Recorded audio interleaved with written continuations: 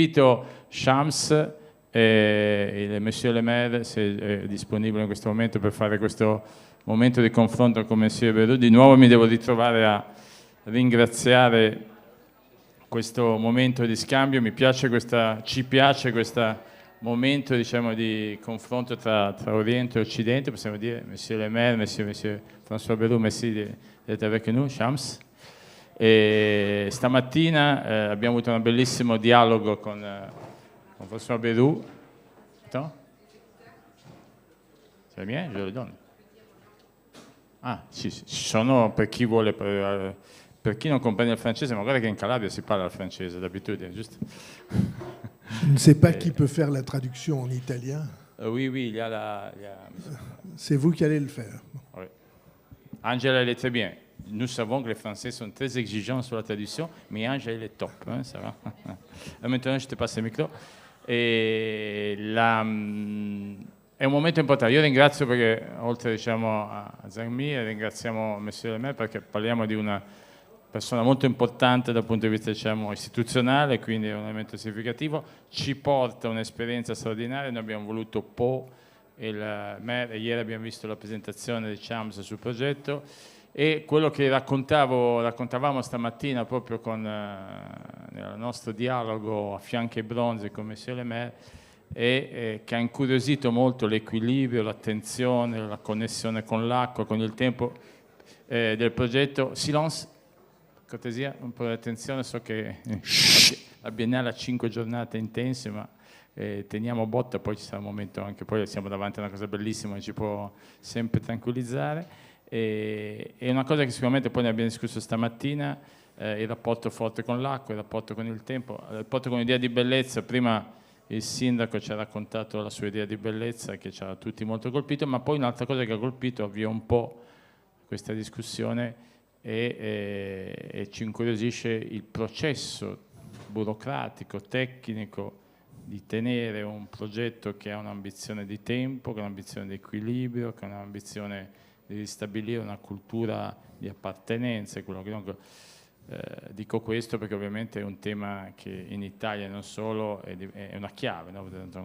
Quindi vorrei ringraziare, lasciando ovviamente la parola libera, come dire, Monsieur Le Maire, un peu comment c'est passé, c'est-à-dire le moteur, le processus, parce que vous êtes un visionnaire même très pragmatique, donc dans la politique c'est toujours pas facile de mettre ensemble les deux choses, mais c'est important de voir les deux choses.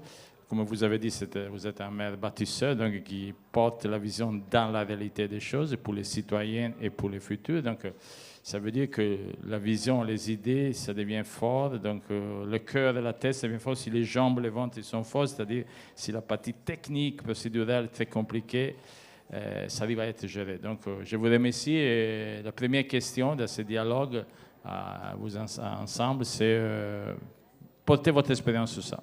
Oui. Je vous remercie. Vous faites la traduction au fil de l'eau, il n'y a pas besoin de s'interrompre. Très bien. Je ne peux pas répondre à cette question sans tracer le cadre. Allez-y.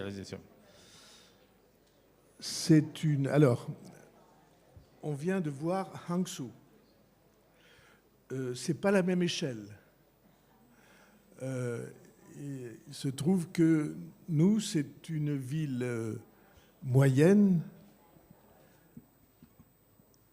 à l'échelle française, avec une histoire millénaire extraordinaire, avec une présence de différentes étapes historiques, ce qui donne à la ville un caractère très important, avec un château qui est celui du roi le plus aimé de tous les Français dans toute l'histoire, qui s'appelle Henri IV. Et d'ailleurs, nous sommes jumelés avec Xi'an, la ville impériale chinoise. C'est dire que dans l'histoire, c'est une ville qui a un patrimoine très important et des traditions très importantes. C'est une ville de seulement 80 000 habitants, dans une agglomération de 160 000 habitants et dans une région de 400 000 habitants, dont elle est le cœur historique. Et le contexte de ce projet, dont Shams Harouiz a été le maître d'œuvre et son équipe, le contexte de ce projet, il est triple. Comme vous savez peut-être, il y a en France une loi qui a été votée et qui s'appelle zéro artificialisation nette, c'est-à-dire d'ici 25 ans, on n'aura plus le droit de construire 1 mètre carré de sol sans avoir libéré 1 mètre carré ailleurs. L'artificialisation du sol devra être à 0. Le bilan libéré et construit devra être à 0. Ce qui veut dire que toutes les villes vont avoir des problèmes de foncier. Deuxièmement, on est là dans une configuration inédite qui n'existe à ma connaissance nulle part ailleurs. Un lieu incroyablement chargé d'histoire et de beauté, puisque c'est une ville construite en falaise, comme si c'était une ville de bord de mer, mais en bord de terre, avec une plaine qui part du bas de la falaise sur 60 km et qui va se coucher au pied de la chaîne des Pyrénées qui barre l'horizon d'un bout à l'autre. Et vous avez peut-être là, alors ça c'est la ville, mais peut-être la chaîne des Pyrénées, vous avez ça quelque part. Voilà, vous avez la chaîne des Pyrénées d'un bout à l'autre de l'horizon. Et il se trouve que nous avons découvert là exactement une falaise avec un boulevard construit en balcon qui est sur le même modèle que la promenade des Anglais à Nice.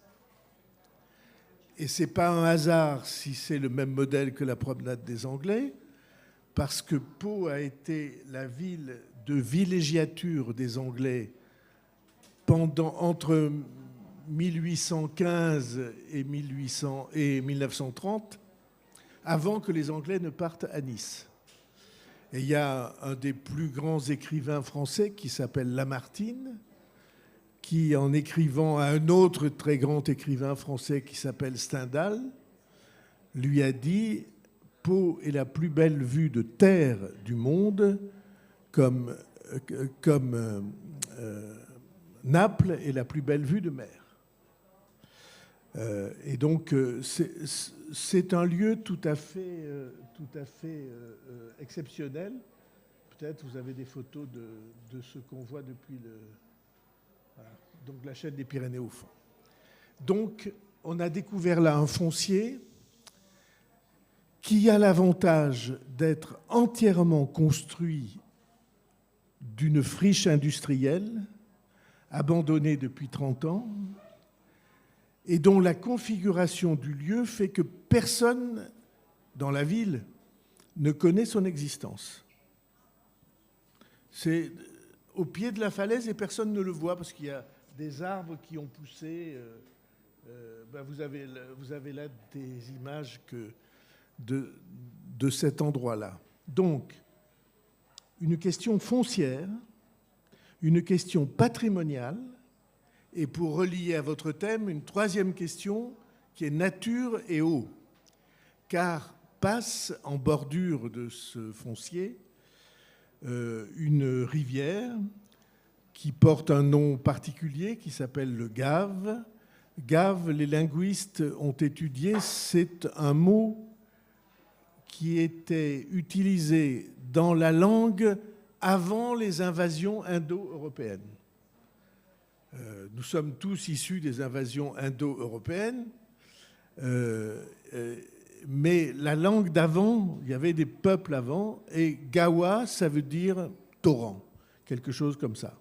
Alors c'est un torrent important qui fait, je ne sais pas, 50 ou 80 mètres de large, mais c'est un régime de torrent, avec des débordements, des divagations, des eaux parfois tumultueuses, à telle enseigne que s'y est beaucoup développé le canoë-kayak, et que la personnalité dont vous avez entendu le nom, qui a organisé les Jeux Olympiques, Tony Estanguet, qui a été le maître d'œuvre des Jeux Olympiques, qui a été 3 fois médaille d'or de canoë-kayak, a fait construire au bout de ce foncier, vous le voyez là, un stade de canoë-kayak, avec des eaux tumultueuses, qui est très réputé parmi les athlètes de canoë-kayak dans le monde.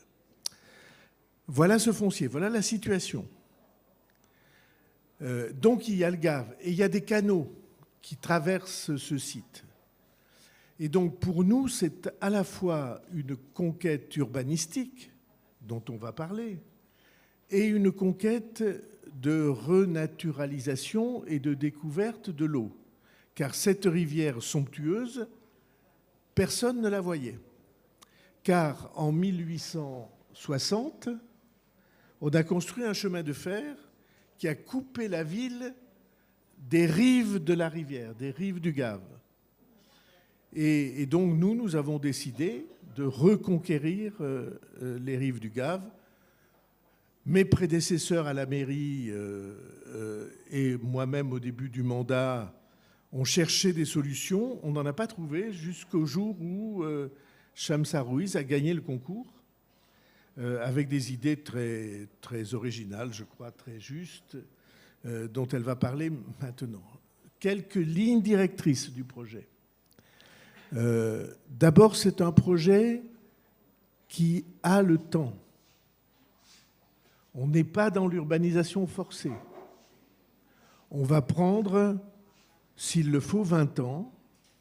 Ce n'est pas l'échelle de temps chinoise. L'échelle de temps chinoise est beaucoup plus rapide. Mais nous, on a le temps, car c'est une ville moyenne, et nous ne voulons pas qu'on perde cet équilibre de relations humaines. On a donc le temps. Deuxièmement, un parti pris esthétique.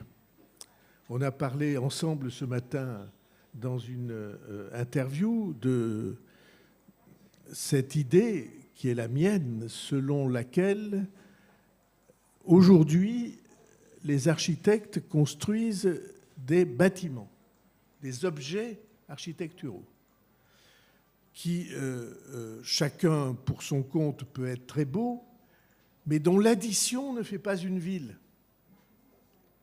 L'addition d'objets architecturaux différents, divergents, pour moi, c'est un grand problème urbanistique. J'ai des exemples précis en tête dans une ville, dans des grandes villes françaises, dans lesquelles je ne retrouve pas les efforts qui ont construit les très grandes villes historiques,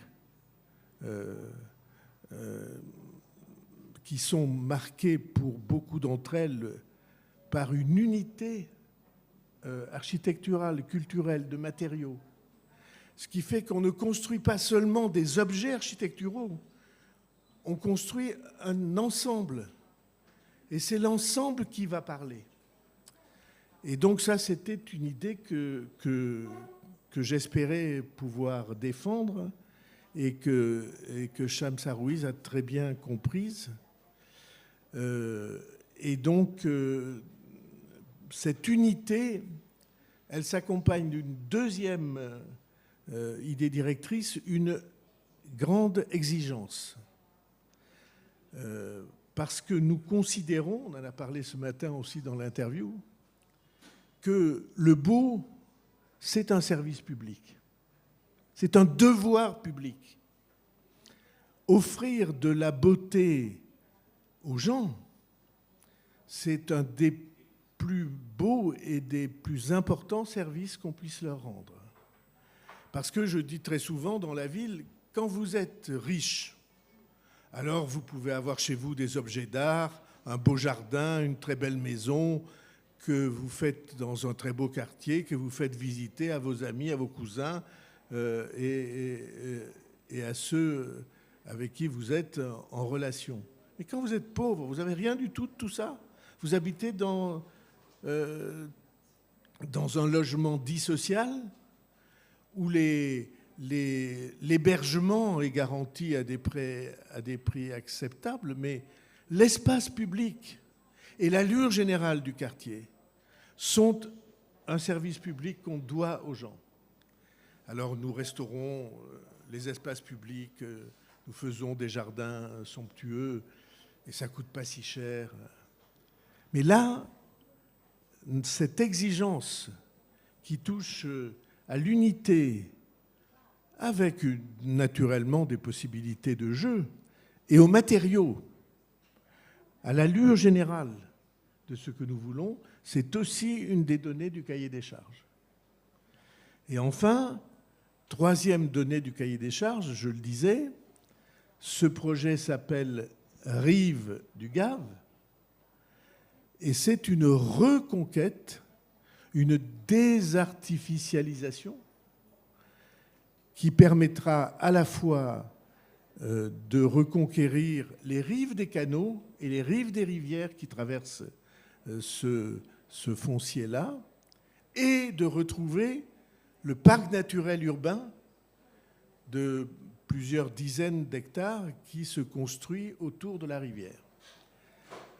Et c'est ce que nous faisons à l'échelle d'une ville qu'on appelle moyenne, c'est-à-dire pour nos visiteurs petite, mais chargée d'histoire.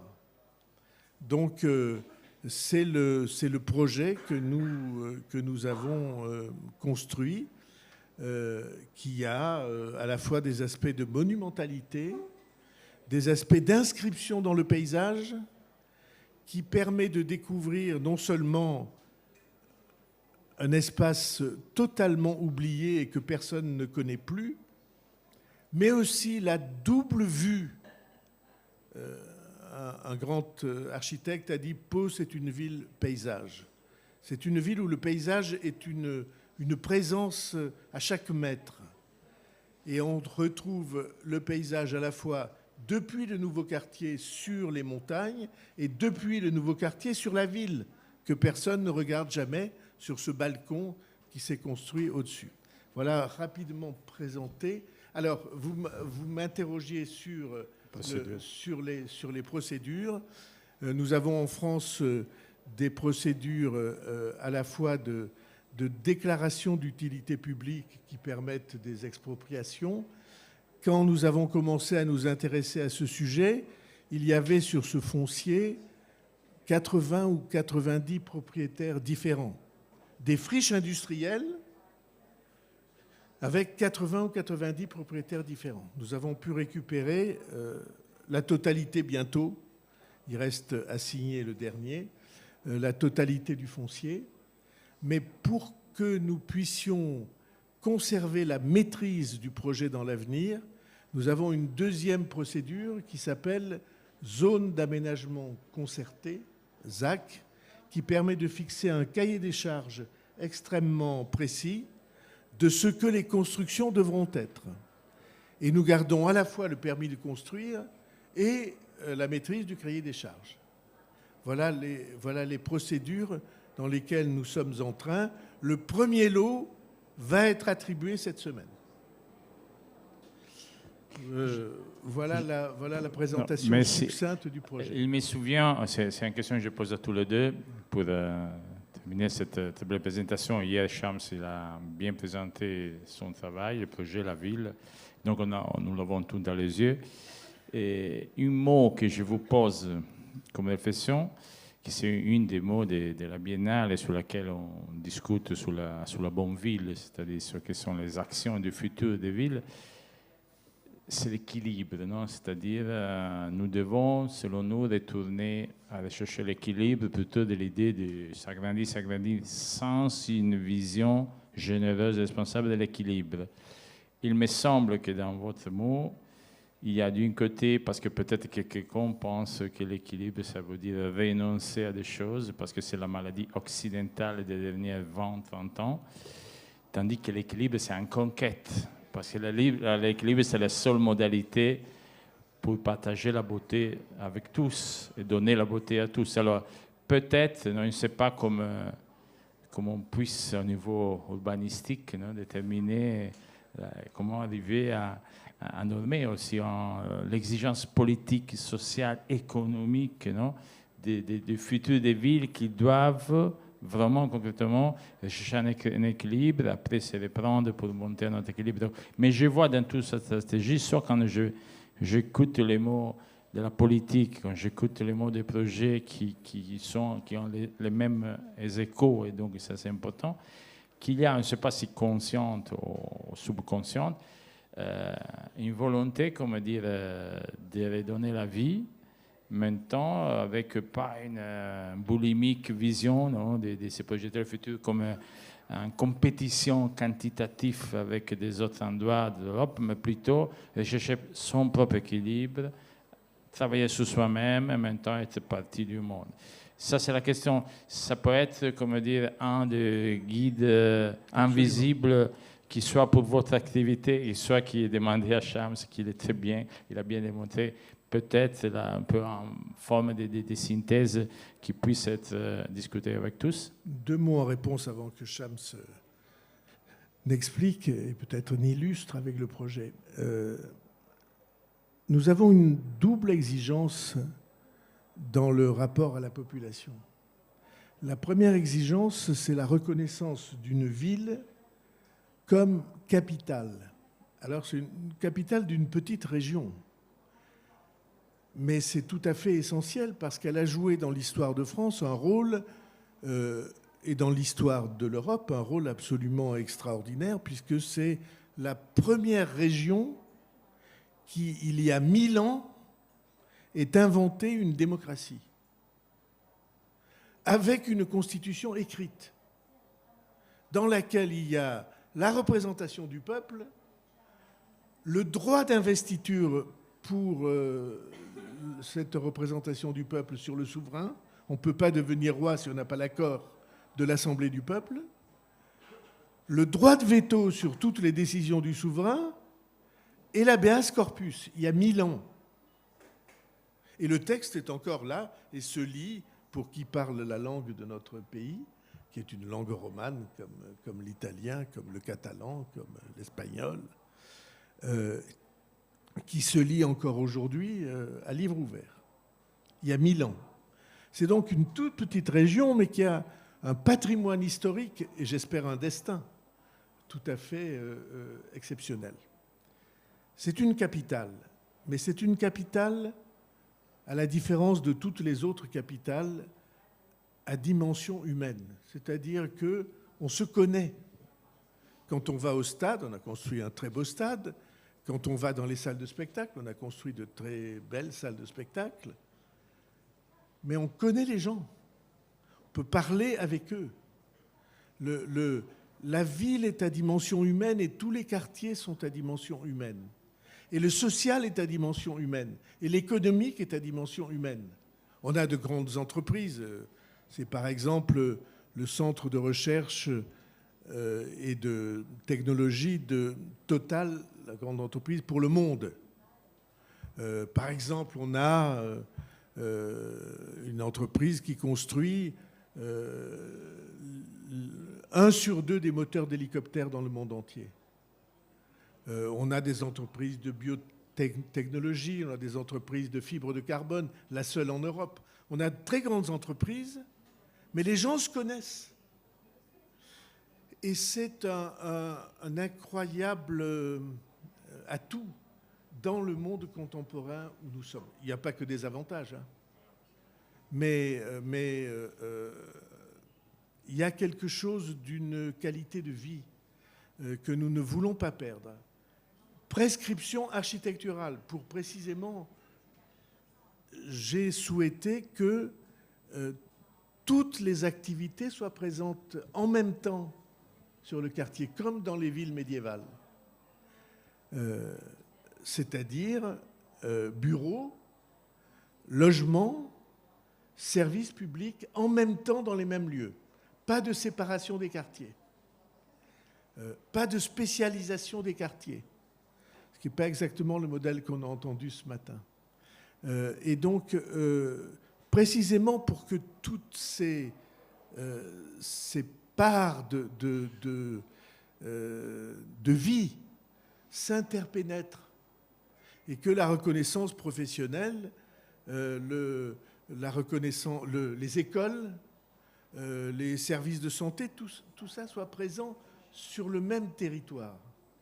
Et vous, monsieur qui travaillez sur le bonheur en urbanisme, nous pensons que la maîtrise de l'environnement, la découverte de l'eau, la découverte de la nature et des activités, ça permet de participer à une amélioration de l'espace de vie, j'allais dire des espèces de vie qui s'interpénètrent et se croisent. Donc c'est un projet politique au sens le plus élaboré du terme. Moi, je propose qu'on peut faire la prochaine carte de l'urbanisme du futur à Pau. Je pense que ça peut être pas mal. On a un très beau palais des congrès. Venez. Alors, Shams, l'honneur je ne te donne pas beaucoup de temps parce que tu as déjà expliqué, on est en retard, mais je le dis que tu es beaucoup chargé avec un mec comme ça, comme on dit, qui est un très bon architecte, un bon urbaniste, il a une vision de choses.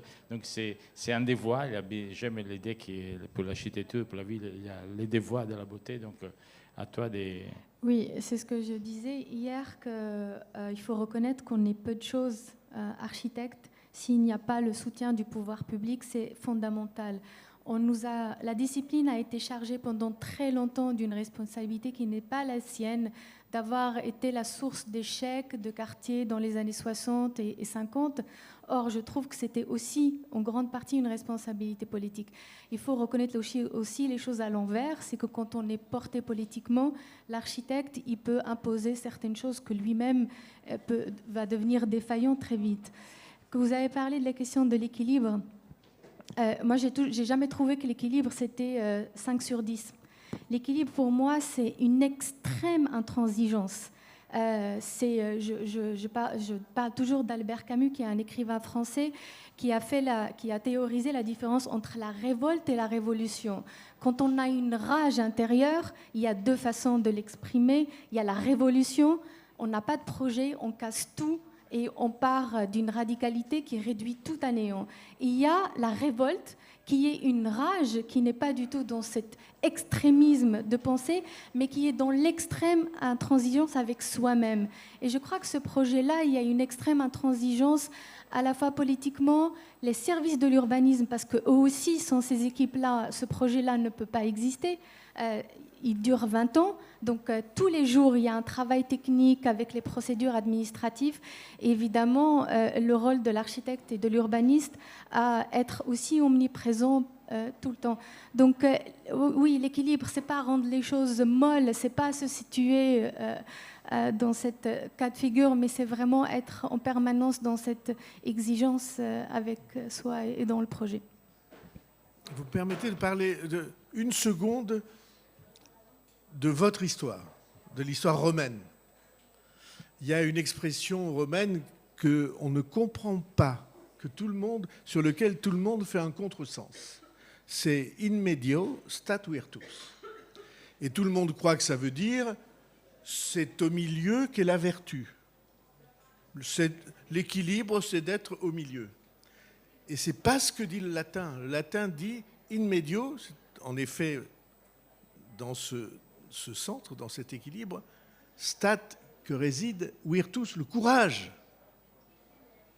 Le vrai courage, c'est de ne pas se laisser emporter d'un côté ou de l'autre. Je ne suis pas en train de faire une déclaration politique, mais enfin, il y a un peu de ça aussi. Donc, cette expression latine, on ne la comprend pas si on croit que c'est une expression de peut-être bien que oui, peut-être bien que non.